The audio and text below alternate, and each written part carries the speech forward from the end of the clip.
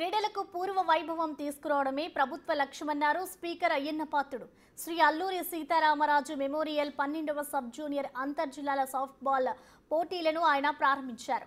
అనకాపల్లి జిల్లా కృష్ణదేవిపేటలో జరుగుతున్న సాఫ్ట్బాల్ పోటీల్లో బ్యాట్ పట్టి సందడి చేశారు. గతంలో పోల్చితే ప్రస్తుత కాలంలో క్రీడా పోటీలపై ప్రాధాన్యత తగ్గిపోయిందన్నారు. క్రీడలకు ప్రాముఖ్యతనిచ్చేందుకు ప్రభుత్వం చొరవ తీసుకుందన్నారు. పోటీల కోసం తన వంతు సహాయంగా 50,000 విరాళం అందించారు.